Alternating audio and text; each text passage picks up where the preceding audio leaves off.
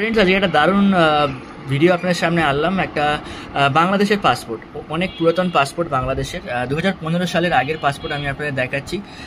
2015 সালের আগের পাসপোর্টের পাতাগুলো দেখেন, পাতাগুলো এরকম টাইপের হতো। তো পাতাগুলোতে কোনো এখনকার যে পাতাগুলো হয়, তো পাতাগুলো অনেক উন্নত মানের পাতা থাকে। তো আগে জাস্ট এরকম থাকতো, প্রত্যেক দেশেরই এরকম থাকতো। আর আগেকার দিনে বাংলাদেশের ইমিগ্রেশনের স্ট্যাম্প দেখুন বন্ধুরা, বাংলাদেশের ইমিগ্রেশনের স্ট্যাম্প দেখুন, 2009 স্ট্যাম্প, ঢাকা অ্যারাইভেল, এইরকম আসতো আগে বাংলাদেশের স্ট্যাম্প।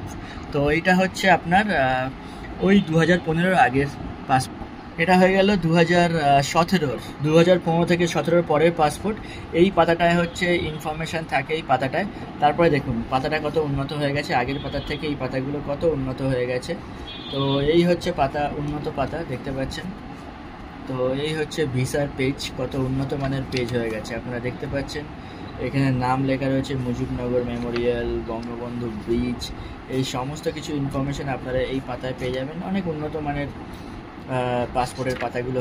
তারপরে এটা এখন আপনারা দেখতে পাচ্ছেন, এটা হচ্ছে একদম ডিজিটাল পাসপোর্ট। এই দেখুন ডিজিটাল পাসপোর্টের স্ট্যাম্প। তো ডিজিটাল পাসপোর্টের পাতাগুলো আমি আপনাদের একটু দেখিয়ে দিই। দেখুন ডিজিটাল পাসপোর্টের পাতাগুলো আরও অনেক আপগ্রেড করা হয়, দেখুন আরও অনেক আপগ্রেড করা হয়েছে ডিজিটাল পাসপোর্টের পাতাগুলো।